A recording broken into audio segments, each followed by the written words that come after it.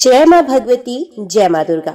आप सभी भक्त जनों को दुर्गा अष्टमी की पावन शुभकामनाएं।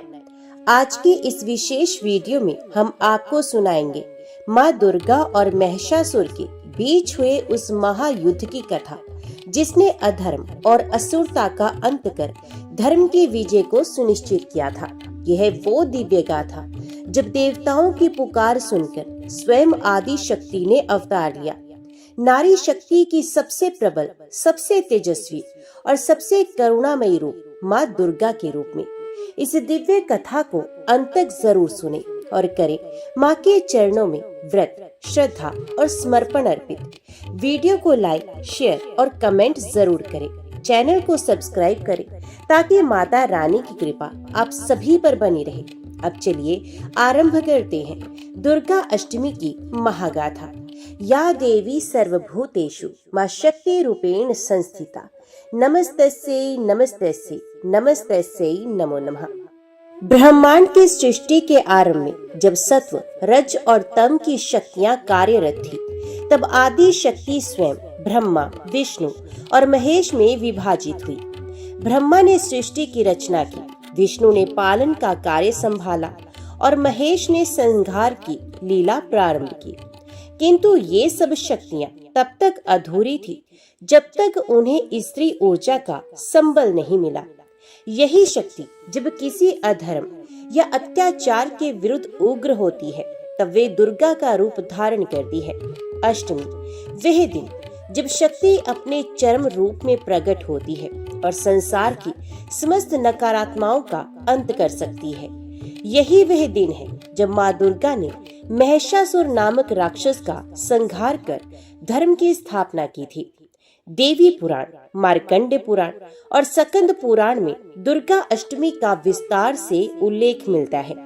देवी भागवत में कहा गया है कि जब जब अधर्म बढ़ता है और धर्म लुप्त होने लगता है, तब तब देवी स्वयं प्रकट होती हैं। अब आइए जानते हैं उस दैत्य का जन्म कैसे हुआ जिससे इस धरती पर अराजकता फैल गई। महिषासुर एक असुर और महिषी माता के गर्भ से उत्पन्न हुआ था।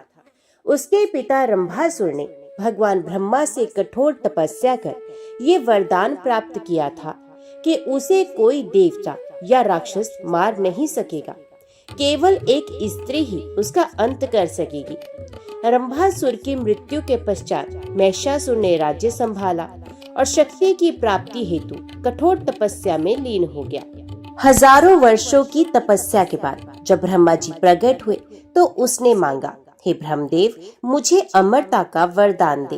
ब्रह्मा जी बोले, जो जन्मा है उसका अंत निश्चित है, अमरता संभव नहीं, कोई और वर मांगो। तब महिषासुर ने छल पूर्वक कहा, मुझे ऐसा वर दें कि मुझे कोई देवता, दानव या राक्षस ना मार सके, केवल स्त्री ही मेरा अंत कर सके, वे भी तब जब वे युद्ध कर सके। ब्रह्मा जी ने तथास्तु कहा और यहीं से प्रारंभ हुआ उसके आतंक का युग। महिषासुर अब असुरों का राजा बन चुका था। उसके पास अपार बल, तेज और मायावी शक्तियां थी। ब्रह्मा से वरदान पाकर वे अहंकार में चूर हो गया। उसने तीनों लोकों पर आधिपत्य जमाने की ठान ली। सबसे पहले उसका क्रोध देवताओं पर टूटा। महिषासुर ने अपने विशाल असुर सैन्य दल के साथ स्वर्ग पर आक्रमण कर दिया। इंद्रदेव, वरुण देव, अग्निदेव, वायु, यम, कुबेर और अन्य सभी देवता उसकी सेना के आगे टिक न सके। महिषासुर के पास आकार बदलने की शक्ति थी। वे कभी भैंस बन जाता, कभी राक्षस, कभी हाथी तो कभी सिंह। इंद्र ने वज्र चलाया, अग्नि ने ज्वालाएं छोड़ी, लेकिन सब व्यर्थ। महिषासुर ने देवराज इंद्र के सिंहासन को छीन लिया और स्वर्ग पर अधिकार कर लिया। देवताओं को परास्त कर वे ऋषियों और मुनियों पर अत्याचार करने लगा। यज्ञ विध्वंस, वेदों की चोरी, साधना विघ्न, स्त्रियों का अपमान, महिषासुर का आतंक दिन प्रतिदिन बढ़ता ही जा रहा था। देवताओं ने ब्रह्मा, विष्णु और महेश्वर से शरण मांगी। इंद्र बोले, हे त्रिदेव, आपने महिषासुर को जो वरदान दिया है वह अब समस्त ब्रह्मांड के लिए संकट बन गया है। कोई देवता, दानव या राक्षस उसे पराजित नहीं कर सकता। उसका अंत अब केवल एक स्त्री ही कर सकती है, वे भी अत्यंत शक्तिशाली और युद्ध कला में निपुण हो। कृपया कोई उपाय करे। ब्रह्मा, विष्णु और महेश गंभीर हो गए। उन्हें महिषासुर की चुनौती का समाधान केवल एक ही रूप में दिखा, शक्ति अर्थात आदि शक्ति। तब त्रिदेवों ने एक साथ अपनी शक्ति को केंद्रित किया। सभी देवताओं ने भी अपने तेज का अंश उस एक बिंदु में समर्पित कर दिया। उस तेज से जन्म हुआ एक दिव्य नारी शक्ति का, जिसे समस्त ब्रह्मांड आज माँ दुर्गा के रूप में जानता है। जब ब्रह्मा, विष्णु और महेश ने अपनी अपनी शक्तियों को एक कर बिंदु में समर्पित किया, तब वही तेज आकाश को चीरता हुआ प्रकाशित होने लगा। चारों दिशाओं में एक दिव्य प्रकाश फैला। सभी देवताओं ने भी अपनी अपनी शक्तियों का अंश उस तेज में समर्पित किया। उस दिव्य प्रकाश से जन्म हुआ माँ दुर्गा, जिनका तेज सूर्य से सहस्रों गुना अधिक था। उनका रूप, सौंदर्य और शौर्य का अद्भुत संगम था। उनके 18 भुजाएं थी और प्रत्येक हाथ में एक दिव्य आयुध। उनके चेहरे की आभा चंद्रमा के समान शीतल थी। उनकी आंखें अग्नि के समान प्रज्वलित थीं। उनके चरणों में संसार की समस्त देवियां नतमस्तक थीं। उनके शस्त्रों में ब्रह्मा का कमंडल, विष्णु का चक्र, शिव का त्रिशूल, इंद्र का वज्र, यम का गदा, कुबेर का धनुष, वायु का खड्ग और अग्नि की ज्वाला थी। माँ दुर्गा को एक विशाल सिंह पर आरूढ़ किया गया। जैसे ही माँ ने सिंह पर बैठकर सिंहनाद किया, तीनों लोकों में गूंज उठी एक चेतावनी, हे महिषासुर, अब तेरे अंत का समय निकट है। देवताओं ने हाथ जोड़कर स्तुति की, या देवी सर्वभूतेषु माँ शक्ति रूपेण संस्थिता, नमस्तस्यै नमस्तस्यै नमस्तस्यै नमो नमः। उनकी स्तुति से प्रसन्न होकर माता रानी ने कहा, हे देवगण, आप चिंता न करो, मैं स्वयं महिषासुर का वध करूंगी। धर्म की स्थापना और अधर्म के नाश के लिए ही मेरा ये रूप प्रकट हुआ है। अब सभी देवता हर्षित थे। उन्होंने देवी को नमस्कार किया और उनका आशीर्वाद लेकर लौट गए। स्वर्ग की सीमा पर देवी ने डेरा डाल दिया और महिषासुर को युद्ध के लिए ललकार भेज दी। जैसे ही माँ दुर्गा ने सिंह पर सवार होकर स्वर्ग की सीमा पर डेरा डाला, उनके तेज से आकाश कांप उठा। आकाशवाणी होने लगी, अधर्म का अंत निकट है, शक्ति का अवतार हो चुका है। जब महिषासुर को ज्ञात हुआ कि एक स्त्री युद्ध के लिए उसे ललकार रही है, तो वह पहले हंसा। उसके मंत्री बोले, महाराज, वह तो एक स्त्री है, उसके सामने क्यों जाएं? आप अनुमति दें, हम उसे अभी पराजित करके ले आते हैं। महिषासुर ने अपनी विशाल सेना के प्रमुख असुर सेनापति चिक्षुर, चामर, दुर्मुख, रक्तबीज, महाहनु, अंधक, वाशकल और कई मायावी राक्षसों को भेजा। देवी शांत थी, वे युद्ध की रेखा के पार खड़ी थी, पर जैसे ही असुरों ने उनकी सीमा पार की, देवी का रूप विकराल हो गया। उनकी आंखें ज्वाला समान प्रज्वलित हुई और उन्होंने पहला अस्त्र चलाया, त्रिशूल। त्रिशूल से चिक्षुर का अंत हुआ, चक्र से चामर के 2 टुकड़े हो गए, गदा से अंधक की छाती फट गई, धनुष से निकला अग्निबाण वाशकल को भस्म कर गया। सिंह गर्जा और उसने असुरों की सेना में हड़कंप मचा दिया। आकाश से देवता पुष्प वर्षा करने लगे। माँ का ध्वज स्वर्ग के ऊंचे गगन में लहराने लगा। यह कोई सामान्य युद्ध नहीं था, ये धर्म और अधर्म के बीच महासंग्राम था। जैसे ही असुर सेना के प्रमुख मारे गए, महिषासुर को क्रोध आ गया। उसने स्वयं युद्ध भूमि में आने की ठानी। उसने अपना रूप बदला। वे कभी भैंस, कभी सिंह, कभी मनुष्य और कभी हाथी बन रहा था। माँ दुर्गा अब मुस्कुरा रही थी। उन्हें ये संकल्प पूर्ण करना था, तो देवी ने कहा, हे महिषासुर, तेरा अंत निश्चित है। तू चाहे जितने भी रूप धारण कर ले, मेरी शक्ति तुझसे अधिक है। प्रथम दिन युद्ध का पहला दिन था। महिषासुर ने अपने 10,000 सैनिकों की सेना भेजी, जो जल, थल और आकाश से हमला कर सकती थी। माँ दुर्गा ने शिव के त्रिशूल से आकाश में शत्रुओं के विमान गिराए, विष्णु के चक्र से धरती पर दौड़ते रथों को काट डाला और अग्नि के धनुष से अग्नि बाणों की वर्षा की।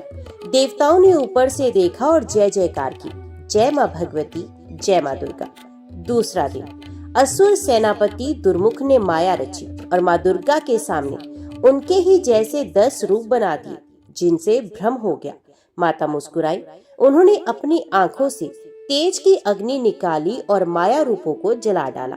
तीसरा दिन, अब देवी ने अपना विकराल स्वरूप लिया, कालरात्रि, जिसकी सांसों से पर्वत हिल जाए और चरणों की आहट से पृथ्वी डोल उठे। उस रूप से महाहनु नामक राक्षस का अंत किया गया, जिसने अब तक 4 देवताओं को बंदी बनाया था। चौथा दिन, माँ के सिंह ने युद्ध में भाग लिया। उस दिन सिंह ने 1000 असुरों को अकेले ही समाप्त किया। देवी ने कमंडल से अमृत छिड़का, जिससे देवताओं की शक्ति लौटी और उन्होंने भी असुरों का प्रतिरोध किया। 5वां और छठा दिन, पंचमी को देवी कात्यायनी बनी, पूर्ण शुद्ध शक्ति। षष्ठी को सकंद माता, रक्षण और पोषण का रूप। इन दिनों में उन्होंने एक एक करके महिषासुर के सभी सेनापतियों का संहार कर दिया। 7वां दिन, माँ के सिंहनाद से आकाश गूंज उठा। ये काल चक्र की पुकार थी। देवताओं ने आकाश से शंखनाद किया। अब अधर्म के दिन समाप्त होने को हैं। 8वां दिन, अष्टमी का दिन, माँ के माथे से एक तेज पुंज निकला और उससे जन्मी चामुंडा देवी, जिन्होंने असुरों की उपसेनाओं को समाप्त किया। देवी ने तलवार से एक ही वार में चंड और मुंड का सर काट दिया। 9वीं का दिन, अब केवल एक ही युद्ध शेष था, महिषासुर और माता दुर्गा का। आकाश शांत था, परंतु वातावरण में अदृश्य कंपन कर रहा था। माँ दुर्गा सिंह पर आरूढ़ थी। उनकी आंखों से ज्वाला निकल रही थी और हाथों में शस्त्र झिलमिला रहे थे। माँ ने कहा, आज धर्म और अधर्म के बीच निर्णायक युद्ध होगा। हे महिषासुर, सामने आओ। महिषासुर युद्ध भूमि में प्रकट हुआ। उसके विशाल शरीर पर कवच थे, आंखें लाल अंगारों की तरह थी। वे हंसा और बोला, हे नारी, तू क्या मुझे युद्ध में हरा सकेगी? तेरे जैसे असंख्य देवों को मैंने परास्त किया है। माँ दुर्गा शांत स्वर में बोली, तेरा विनाश तेरे अहंकार से ही होगा। तू नहीं जानता कि मैं कौन हूँ। महिषासुर ने युद्ध की शुरुआत की। पहले वे भैंसा बना और उग्रता से दौड़ा, फिर सिंह बनकर पंजों से हमला किया, फिर हाथी, जो देवी को सूंड में लपेटकर फेंकना चाहता था। माँ दुर्गा हर रूप का सामना करती रही। त्रिशूल से भैंस रूप पर प्रहार किया, चक्र से सिंह रूप की गर्दन पर वार किया, गदा से हाथी रूप की सूंड तोड़ दी। महिषासुर ने फिर से अपना मूल रूप लिया, अर्धमानव अर्ध भैंसा। माँ ने अपना विशाल रूप लिया। 10 दिशाएं गूंज उठी। उन्होंने सिंह पर चढ़कर महिषासुर की छाती में त्रिशूल घोंप दिया और एक ही क्षण में उसका अंत कर दिया।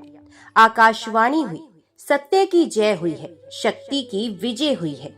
देवताओं ने आकाश से पुष्प वर्षा की। इंद्र, ब्रह्मा, विष्णु, शिव सभी माँ दुर्गा को प्रणाम कर और उनसे कहने लगे, हे माँ, आपने सृष्टि की रक्षा की, हमें पुनः स्वर्ग दिलाया है। हम आपके चरणों में नतमस्तक हैं। माँ ने कहा, जो भक्त दुर्गा अष्टमी के दिन मेरा व्रत, पूजन और कथा श्रवण करेगा, उसके सभी पाप नष्ट हो जाएंगे और उसे मेरी कृपा सदैव प्राप्त होती रहेगी। महिषासुर पर विजय प्राप्त करने के उपलक्ष्य में देवी दुर्गा की पूजा का विशेष पर्व दुर्गा अष्टमी कहलाता है। ये नवरात्रि के 8वें दिन मनाया जाता है, जब देवी दुर्गा का रौद्र और करुणा में दोनों रूपों की पूजा होती है। इस दिन भक्त महिषासुर मर्दिनी के रूप में माँ को नमन करते हैं। शास्त्रों में कहा गया है, दुर्गा अष्टमी का व्रत रखने से जीवन की बाधाएं समाप्त होती हैं, पापों का क्षय होता है और जीवन में शक्ति व समृद्धि का आगमन होता है। अभी हम आपको सुनाने जा रहे हैं एक प्राचीन लोक गाथा, जिसमें माँ दुर्गा ने एक गांव को राक्षसी उत्पात से बचाया और अपने भक्त को जीवन दान दिया। ये कहानी है श्रद्धा, भक्ति और शक्ति की। चलिए आरंभ करते हैं माँ दुर्गा की प्राचीन लोक कथा। बहुत समय पहले की बात है। उत्तर भारत के एक छोटे से गांव कांचनपुर में देवी दुर्गा की एक प्राचीन मूर्ति थी। गांव के लोग उसे जगदम्बा माई कहते थे और वर्ष में 2 बार नवरात्रों पर वहां बड़ा मेला लगता था। गांव के बाहर एक बुढ़िया देवी माई रहा करती थी, जो हर दिन माँ दुर्गा की पूजा करती और उनके नाम का भजन गाया करती थी। लोग उसे पगली कहते, पर वे कहती माई आएंगी, रक्षक बनकर आएंगी। जब संसार रोएगा माई हंसकर संकट हरेंगी। उसी समय जंगलों में रक्तासुर नाम का एक राक्षस उत्पात मचा रहा था। कहा जाता था कि वे महिषासुर का वंशज है, जो फिर से माँ दुर्गा को चुनौती देना चाहता था। रक्तासुर की एक शर्त थी, जो भी माँ दुर्गा को पुकारेगा वे मारा जाएगा। गांव भयभीत था, मंदिर वीरान हो गया, पर देवी बाई हर रात दीप जलाकर भजन करती और कहती, रक्तासुर चाहे जितना भी बलवान हो, जब दुर्गा जागेंगी सब संकट मिट जाएगा। और फिर एक रात देवी बाई ने आंखें बंद करके जोर से पुकारा, हे महाकाली, हे जगदम्बा, आओ अपने बच्चों की रक्षा करो। आकाश से तेज बिजली गिरी, मंदिर का दीपक जल उठा और फिर माँ दुर्गा की मूर्ति से तेज प्रकाश निकला। माँ दुर्गा स्वयं प्रकट हुई, शेर पर सवार, हाथों में चक्र, शंख, तलवार और त्रिशूल। उन्होंने देवी बाई की तरफ देखा और कहा, अब तू चैन से दे, अधर्म का अंत होने को है। जंगल में रक्तासुर ने गर्ज कर कहा, मैं फिर से तेरा अपमान करूंगा, हे दुर्गा। माँ ने त्रिशूल उठाया, युद्ध आरंभ हो गया। धरती कांपने लगी, आकाश में रक्त की वर्षा हुई, पर माँ दुर्गा के त्रिनेत्र में ज्वाला थी। उन्होंने चक्र से रक्तासुर के दोनों भुजाएं काट दी, तलवार से उसका मस्तक और फिर त्रिशूल से उसका अंत कर दिया। गांव में शांति छा गई। अगली सुबह जब लोग मंदिर पहुंचे तो माँ की मूर्ति के आगे एक नई मूर्ति दिखी, देवी बाई की, जिसमें लिखा था, जिसने सच्चे मन से पुकारा उसी में माँ का वास हो गया। उस दिन से हर अष्टमी को गांव में देवी बाई मेला लगता है। माँ दुर्गा के साथ उसकी भक्त की भी पूजा की जाती है। जय माँ दुर्गा। माता का आशीर्वाद सदैव आपके साथ हो। अगर आपको ये कथा पसंद आई हो तो वीडियो को लाइक करें, अपने दोस्तों और परिवार के साथ शेयर करें और चैनल को जरूर सब्सक्राइब करें। कमेंट में जरूर लिखें, जय माँ दुर्गा, जय माता दी। अगर आपको भी माँ दुर्गा पर अटूट श्रद्धा है तो ये कथा आपके हृदय को छू जाएगी। आगे की वीडियो को भी अंत तक जरूर सुनिएगा और चैनल को सब्सक्राइब करना ना भूलेगा, ताकि माँ की महिमा हर घर तक पहुँचे। चलिए अब सुनते हैं एक प्राचीन लोक गाथा माँ दुर्गा और उनके एक सच्चे भक्त की। बहुत पुरानी बात है। एक ऐसा समय जब धरती पर धर्म की ज्योति मंद पड़ रही थी। राक्षसों का अत्याचार इतना बढ़ चुका था कि देवता तक परेशान थे। त्राही माम पुकार हर दिशा में गूंज रही थी। उसी काल में एक छोटा सा गांव था, नवग्राम, जो पर्वतों से घिरा, जंगलों से आच्छादित और आध्यात्मिक ऊर्जा से परिपूर्ण था। इस गांव में एक वृद्ध ब्राह्मण देवधर अपनी पत्नी गायत्री और पोती भव्या के साथ रहता था। देवधर दिन रात माँ दुर्गा की उपासना करते। वे हर अष्टमी को उपवास रखते, माँ को पुष्प, कनेर और धतूरा अर्पण करते और गाते, या देवी सर्वभूतेषु माँ शक्ति रूपेण संस्थिता, नमस्तस्यै नमस्तस्यै नमस्तस्यै नमो नमः। भव्या छोटी थी पर उसकी आंखों में माँ दुर्गा की भक्ति की वही चमक थी। अपने दादा के साथ बैठकर कथा सुना करती और हर बार पूछती, दादा क्या माँ दुर्गा सच में हमें बचा सकती हैं? देवधर मुस्कुराकर कहते, ना सिर्फ बचा सकती हैं बेटी, माँ तो इस सृष्टि की रचयिता भी है। एक दिन अचानक गांव में एक संकट आ गया। पास के जंगलों से राक्षसी प्रवृत्ति वाला एक दैत्य कलासुर निकल आया। वे गांव को उजाड़ता, खेत जलाता और लोगों को अपहरण कर लेता था। लोगों में भय का साम्राज्य स्थापित हो गया। राजा ने सेना भेजी, पर कलासुर के पास रुद्री शक्ति थी। उसे किसी साधारण अस्त्र से मारा नहीं जा सकता था। देवधर जानते थे अब एक ही आश्रय है, माँ दुर्गा। उन्होंने पूरे गांव को इकट्ठा किया और 9 दिन का अखंड दुर्गा यज्ञ शुरू किया। दिन रात गांव की स्त्रियां जय माता दी के जयकारे करती। हर स्त्री ने कन्या पूजन का आयोजन किया और छोटे बच्चों को देवी स्वरूप मानकर उनका पूजन किया। भाव्या भी हर दिन माँ की मूर्ति के सामने दीप जलाती और कहती, माँ इस गांव को बचा लो, आप ही हमारी रक्षा करो। अष्टमी की रात्रि को जब मंत्रों का उच्चारण चरण पर था, तब माँ दुर्गा ने अपना तेजस्वी रूप प्रकट किया। गांव की देवी मंदिर की मूर्ति से प्रकाश की एक तेज लहर निकली और माँ चंद्र घंटा के स्वरूप में प्रकट हुई। उनका वाहन सिंह, हाथों में शस्त्र, नेत्रों में तेज और वाणी में करुणा। माँ का ये रूप देखकर सबको अद्भुत शक्ति का अनुभव हुआ। माँ ने कहा, जब मेरे भक्त मुझे पुकारते हैं मैं उनके लिए प्रकट होती हूँ। आज मैं नवग्राम की रक्षा करूंगी। कलासुर ने जब माँ को देखा वे हंसने लगा। क्या एक स्त्री मुझे रोक पाएगी? उसने व्यंग्य किया। माँ दुर्गा मुस्कुराई। जिस शक्ति से तू जन्मा है उसी शक्ति का मैं मूल हूँ। आज तेरा अंत निश्चित है। युद्ध आरंभ हुआ। माँ ने सिंह पर सवार होकर धनुष चलाया, त्रिशूल फेंका और अपने शब्दों से दैत्य की शक्ति को नष्ट कर दिया। अंततः एक भीषण गर्जना के साथ माँ ने त्रिशूल से कलासुर का वध कर दिया। पूरा आकाश जय माता दी के जय घोष से गूंज उठा। अगली सुबह जब लोग जागे तो गांव में फिर से हरियाली, प्रसन्नता और उल्लास फैल चुका था। मंदिर के गर्भगृह में माँ की मूर्ति मुस्कुरा रही थी। देवधर ने कहा, आज हमने प्रत्यक्ष देखा कि माँ अपने भक्तों की रक्षा कैसे करती हैं। भव्या माँ की मूर्ति के आगे हाथ जोड़कर बोली, माँ मैं भी बड़ी होकर आपकी जैसी शक्ति बनूंगी जो सबकी रक्षा करे। उस दिन से हर अष्टमी को नवग्राम में भव्य दुर्गा पूजन होने लगा और गांव की कन्याएं माँ के समान शक्ति और तेज की प्रतीक मानी जाने लगी। अगर आपको भी ये कथा पसंद आई हो तो कृपया वीडियो को लाइक करना ना भूलें, शेयर करें और हमारे चैनल को सब्सक्राइब करना ना भूलें। माँ दुर्गा की कृपा आप सभी पर बनी रहे। जय माँ दुर्गा, जय माँ भगवती।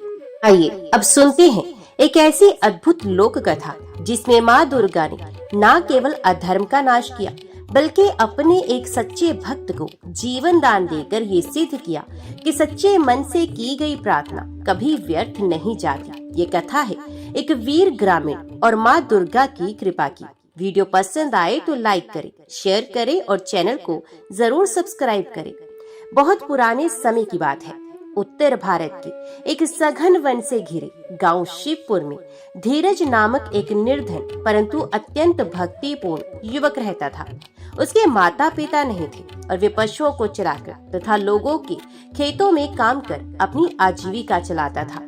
धीरज का सबसे बड़ा सहारा थी माँ दुर्गा, जिन्हें वे अपनी जननी मानता था। धीरज प्रतिदिन नदी किनारे बने एक छोटे से दुर्गा मंदिर में जाकर माँ की पूजा करता, वहीं बैठकर घंटों भजन गाता और माँ से बातें करता जैसे कोई बेटा अपनी माँ से करता है।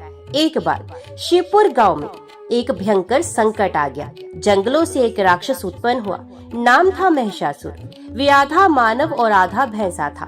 शक्तिशाली, क्रूर और अहंकारी। उसने कई गांवों को लूटा, किसानों की फसलें जला दी और लोगों को अपना दास बना लिया। शिवपुर गांव में भय का वातावरण छा गया।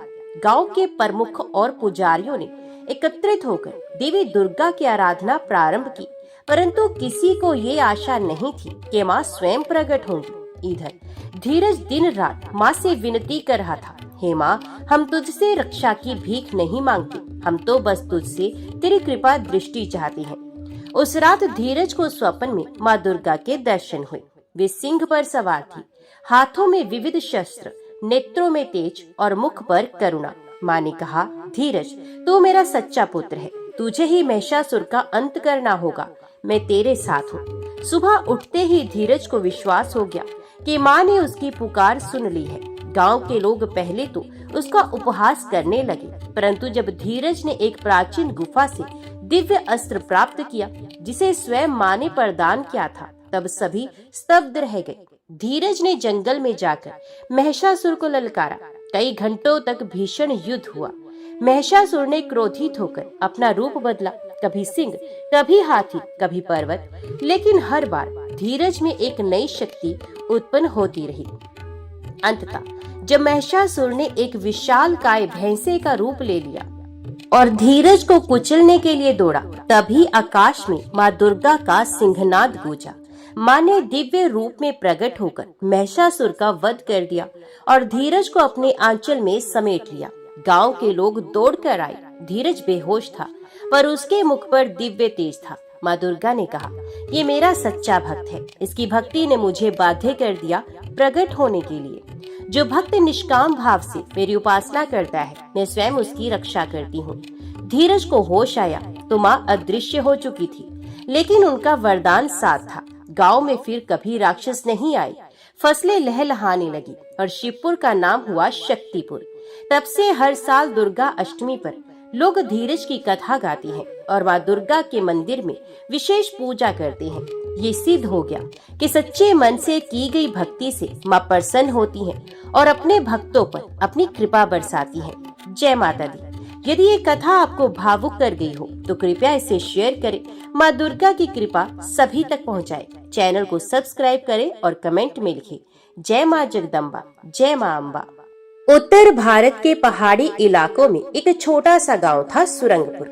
चारों ओर हरियाली, पर्वतों की गोद में बसा, नदियों से घिरा और जंगलों की छाया में लिपटा हुआ। ये गांव दिखने में जितना सुंदर था उतना ही दुखदाई भी था वहाँ के लोगों के लिए। सुरंगपुर में हर घर में कोई न कोई पीड़ा थी। किसी के खेत सूख गए थे तो किसी के बच्चे बचपन में ही मर जाते थे, तो कोई स्त्री बांझ कहलाती, तो किसी का पति असमय चल बसता। त्योहारों पर भी गांव में सन्नाटा छाया रहता, जैसे हंसी ने वहां आने से इनकार कर दिया हो। इस गांव में स्त्रियां रोज सुबह सूर्य को अर्घ देती, तुलसी में जल डालती और द्वार पर गोबर से चित्र बनाती, लेकिन उनके चेहरों पर ना कोई चमक थी, ना कोई विश्वास। ऐसा लगता था जैसे वे सब किसी अदृश्य भय से बंधी थी। गांव की सबसे बुजुर्ग महिला धर्मवती दादी हमेशा कहती, ये धरती कभी देवी की गोद थी, लेकिन अब माँ दुर्गा हमसे रूठ गई है। कई बुजुर्गों ने तो गांव छोड़ दिया था और कईयों ने अपनी बेटियों को ये कहते हुए पराया कर दिया कि मत आना सुरंगपुर, यहाँ देवी मौन है। इसी गांव में रहती थी रुक्मणी। उम्र करीब 28 वर्ष, रंग सांवला, आंखों में नमी और चेहरे पर स्थायी थकान। वे एक ब्राह्मण परिवार की बहू थी। पति वसुदेव बीमार और काम करने में असमर्थ था। उनके पास कुछ नहीं था, न संतान, न धन, न कोई मददगार। 2 वक्त की रोटी के लिए रुक्मणी जंगल से लकड़ियां काटकर लाती और गांव में बेचती। रुक्मणी के लिए हर दिन एक युद्ध था, गरीबी से, बीमारी से, समाज से और सबसे बड़ी बात अपने भाग्य से। एक रात्रि आई जब गांव में बहुत तेज आंधी चली, बिजली कड़की और आकाश से वर्षा बरसने लगी। छप्पर से टपकते पानी के नीचे बैठकर रुक्मणी ने अपने फटे आंचल से देवी दुर्गा की मिट्टी की मूर्ति को ढका। वे रोते रोते कहने लगी, हे माँ दुर्गा, सुना है तू चंड मुंड का वध करती है, तो क्या मेरे भाग्य का भी अंत नहीं कर सकती? मैं न धन मांगती हूँ न सुख, बस एक झलक दे दो माँ कि तू मौन नहीं, तू जीवित है। उस रात वे भूखी सोई, लेकिन जब सोई तो कुछ विचित्र हुआ। स्वप्न में वह एक विशाल जंगल में थी, चारों ओर अंधकार था और अचानक वहां एक प्रकाश प्रकट हुआ। उस प्रकाश में एक तेजस्वी नारी प्रकट हुई। 8 भुजाएं, आंखों से दिव्य ज्वाला, शरीर पर लाल वस्त्र और मुकुट से निकलता हुआ तेज। रुक्मणी स्तब्ध थी। देवी ने कहा, रुक्मणी, तू अकेली नहीं है, मैं तेरे भीतर ही हूँ, पर मैं वहीं प्रकट होती हूँ जहाँ विश्वास हो। तू मेरी सच्ची भक्त है। अब समय आ गया है कि तू मुझे फिर से इस गांव में जागृत करे। देवी ने आदेश दिया, 21 दिनों तक व्रत रख, नवदुर्गा की पूजा कर और 108 बार मेरे नाम का जाप कर। कोई बाधा आए तो भी मत डगमगाना। मेरी कृपा से तेरा भाग्य बदलेगा और गांव का भी। रुक्मणी घबरा गई और वे बोली, माँ, मेरे पास ना तेल है, ना घी है, ना अन्न है, पूजा कैसे करूं? देवी ने मुस्कुराकर कहा, श्रद्धा हो तो फूल भी पर्याप्त है। स्वप्न समाप्त हुआ और रुक्मणी की आंख खुल गई। अगली सुबह जब सूरज की पहली किरणें आई तो रुक्मणी ने अपने पति के पास बैठकर कहा, मैंने माँ को देखा है वसुदेव जी, अब मैं पूजा करूंगी, चाहे भूख से मर जाऊं, लेकिन व्रत नहीं तोड़ूंगी। पति ने उसकी आंखों की चमक देखी और कुछ नहीं कहा, बस आंसू बहा दिए। रुक्मणी ने अपने छोटे से घर में मिट्टी का छोटा सा चौकोर मंदिर बनाया। उसमें माँ शैलपुत्री की एक चित्र छवि रखी, जिसे उसने खुद हाथ से बनाया था। तुलसी से लाए पत्ती, जंगल से लाए फूल और नदी का जल, यही उसकी पूजा सामग्री थी। गांव की स्त्रियां हंस पड़ी, देखो जरा, ये गरीब औरत देवी को मना रही है, खुद के पास रोटी नहीं और पूजा करेगी। लेकिन रुक्मणी ना हिली ना ही डरी। उसने 108 बार माँ दुर्गा का जाप किया। ओम एम हीम क्लीम चामुंडाय विच्चे।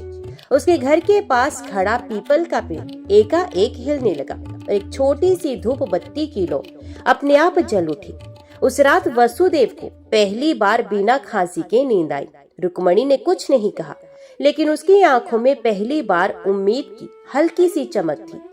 गांव का पीपल धीरे धीरे अपनी पत्तियां हिला रहा था, मानो माँ दुर्गा ने मौन में उत्तर दे दिया हो, मैं जागूंगी। रुक्मणी के भीतर से, हर स्त्री के भीतर से। रुक्मणी की आंखें सुबह जल्दी खुल गई। बाहर अभी अंधेरा था, लेकिन उसका मन भीतर से रोशन हो चुका था। बीती रात जो देखा वो कोई साधारण सपना नहीं था, वो था दिव्य दर्शन, एक आवाहन, एक आज्ञा। वे धीमे से उठी, आंगन में आई। आकाश में टिमटिमाते तारे अब विदा लेने को थी।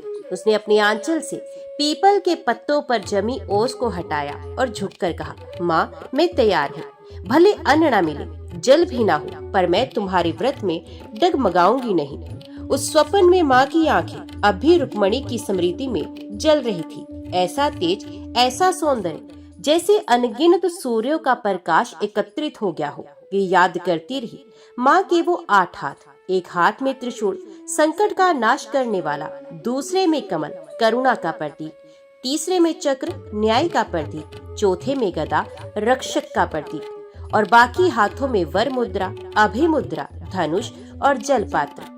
देवी की वाणी अब भी उसके कानों में गूंज रही थी। 21 दिन की साधना कर रुक्मणी, नवदुर्गा की आराधना से तू मुझे प्रसन्न करेगी, मैं तेरे भीतर हूँ। उसने लकड़ी के एक छोटे से पटरे पर लाल कपड़ा बिछाया, एक मिट्टी के कलश में जल भरकर नारियल रखा और ऊपर आम के 5 पत्ते। यहीं से शुरू हुई उसकी नवरात्र साधना। हर दिन रुक्मणी एक एक रूप की पूजा करेगी। शैलपुत्री, ब्रह्मचारिणी, चंद्रघंटा, कूष्मांडा, सकंद माता, कात्यायनी, कालरात्रि, महागौरी और सिद्धिदात्री।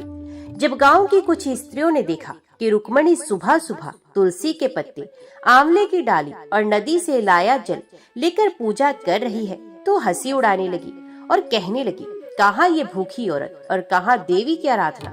माँ दुर्गा की तो घी, कपूर, चंदन चाहिए, ये क्या पत्तों से पूजा करेगी। रुक्मणी ने कुछ नहीं कहा। उसका ध्यान अब संसार से हटकर केवल माँ की ओर था। दूसरे दिन सुबह जब वे नदी से जल लेने गए, तो रास्ते में एक सूखी झाड़ी के नीचे कुछ पड़ा दिखा। पास जाकर देखा, एक अज्ञात स्त्री की थैली, जिसमें कुछ पूजा सामग्री थी, कपूर, हल्दी, चंदन, रोली और लाल चुनरी। उसने चारों ओर देखा, कोई नहीं था। वे समझ गई माँ ने भेजी है ये थैली, जैसे संकेत दे रही हूँ, मैं तेरे साथ हूँ।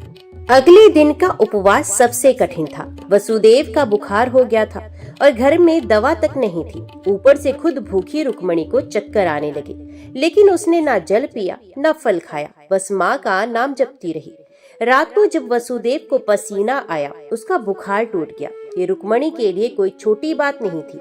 माँ ने फिर संकेत दे दिया, साधना सच्ची हो तो चमत्कार होता है।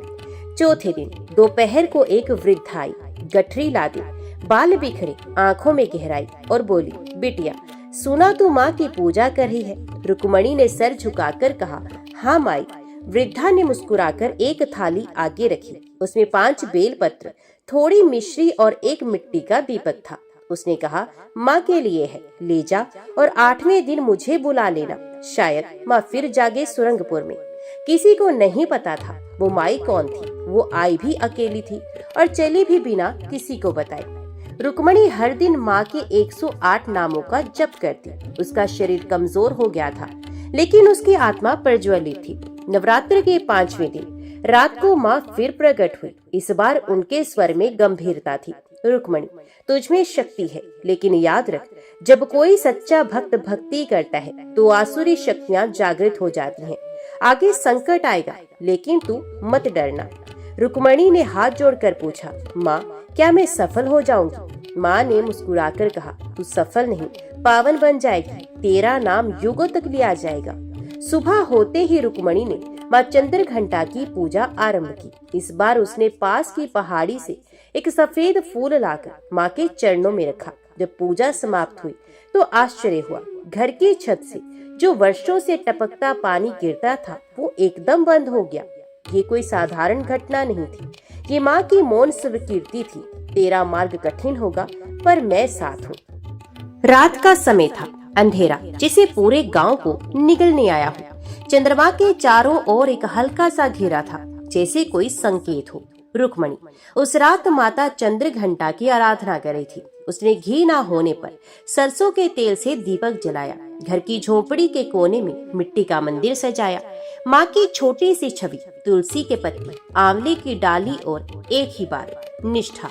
जैसे जैसे रात गहराती गई वैसे वैसे रुक्मणी का मन माँ में स्थिर होता गया। उधर गांव की कुछ स्त्रियां बाहर बैठी थी। उन्हें रुक्मणी की ये कठोर साधना पसंद नहीं आ रही थी और वो आपस में कह रही थी, देवी ने आज तक किसी को ऐसे दर्शन दिए हैं, भूखी रहकर ये क्या मिलेगा इसे, लगता है दिमाग फिर गया है। कुछ पुरुषों ने भी कहा, अब इसे भी देवी दिखने लगी, कल को कहेगी कि मैं ही दुर्गा हूँ। रुक्मणी को ये सब सुनाई दे रहा था मगर वे मौन रही। उसने केवल माँ के चित्र की ओर देखा और एक धीमी मुस्कान दी। रात करीब 3 बजे का समय था। वातावरण एकदम शांत था। तभी अचानक झोपड़ी के कोने में रखा पीतल का घंटा अपने आप बज उठा, बिल्कुल स्पष्ट, साफ और लगातार। वासुदेव चौंक कर उठे और बोले, रुक्मणी ये क्या था? रुक्मणी आंख बंद किए बैठी रही।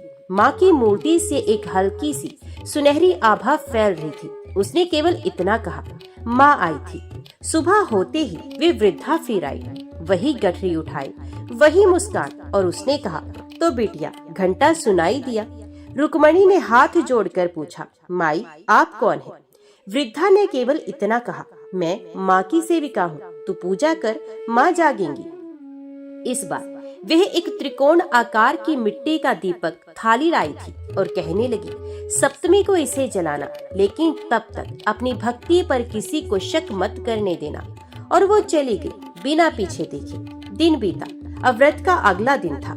रुक्मणी को चक्कर आ रही थी। कई बार लगा बस अब नहीं हो पाएगा, लेकिन तभी एक बच्ची आई और बोली, माँ ने भेजा है, ये थोड़ी मिश्री ले लो, भूख मिट जाएगी। रुक्मणी ने देखा, हाथ में वही मिश्री थी जो कल बूढ़ी माई लाई थी। वे मुस्कुरा दी और कहने लगी, माँ तू देख रही है, तू साथ है।